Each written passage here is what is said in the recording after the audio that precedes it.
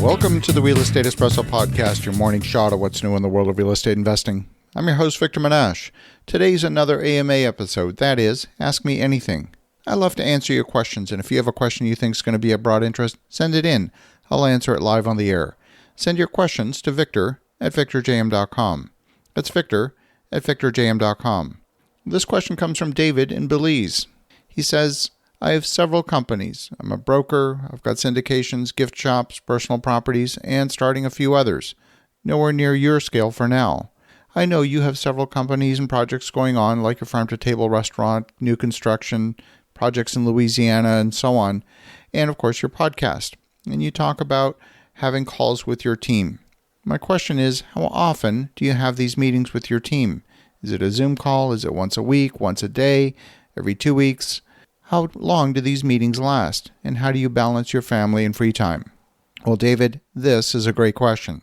Our team is geographically distributed, and as you correctly pointed out, we have people spanning multiple time zones.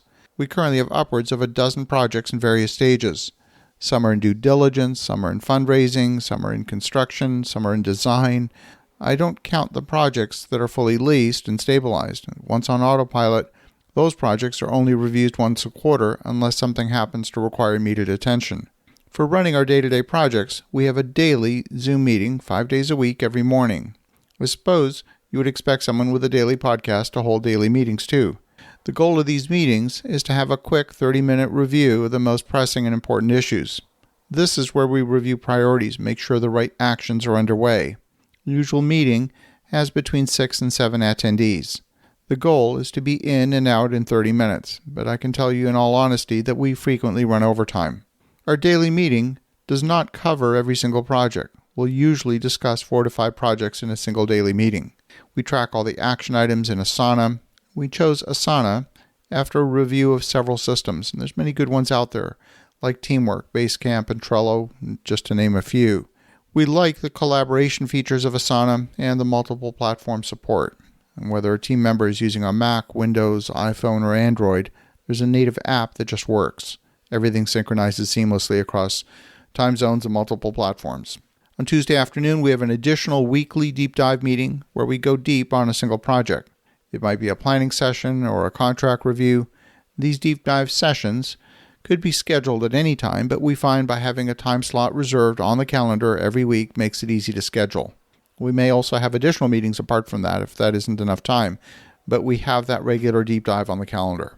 On Tuesday and Thursday, our daily meeting focuses more on our consulting engagements and on our new systems implementation. And on Fridays, we have an additional meeting that we call our Level 10 meeting. And the purpose of the Level 10 meeting is to examine our long-term and our quarterly goals. In this meeting, we ask ourselves hard questions and focus on process improvement. We run our retrospectives and lessons learned exercises as part of the Level 10 meeting. That's where we're working on the business as opposed to working in the business. At this point, your head is probably spinning and you might be thinking, wow, that's a lot of meetings. Well, I suppose it is. So I'll tell you about yet one more meeting. Every 12 weeks, once a quarter, we take the core management team off-site for a full day of planning. The quarterly meeting is focused on the business metrics that we want to improve, ensuring the long-term vision of the company is clear and that we've got alignment across all the team. See, there's a myth that real estate is somehow synonymous with passive income. For those who invest passively in the active business, it can be passive, but there's nothing passive about this business. But to put all these meetings in context, you need to make sense of the flow of our business and understand the flow of our projects. We take projects from raw dirt all the way through vertical construction, leasing, or sale. We see the entire life cycle. Different phases of the project are characterized by vastly different activities.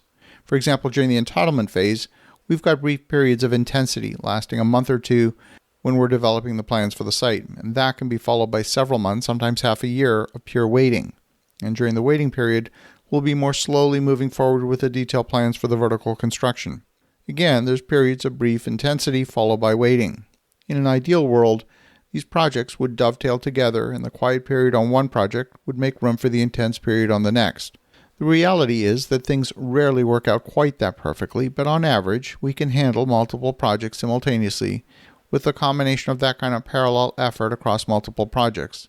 combined with the scalability that comes with having a larger team. And adding people to the team has been the single greatest point of leverage for us.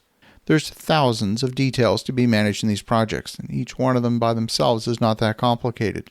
So adding people definitely makes a difference, but it shifts the focus from doing to managing to leading to organizing and planning. So it's through that process that we manage to get so much more done than the average team. Your final question is about how I manage balance.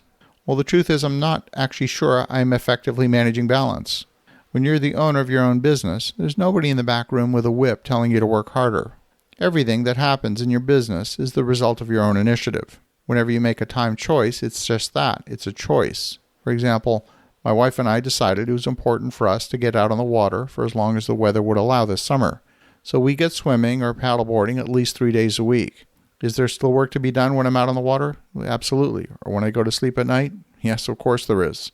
I am working hard, but I'm appreciative of the journey. I'm not fixated on a particular milestone that says, when I've finished a particular project, well, then I can rest.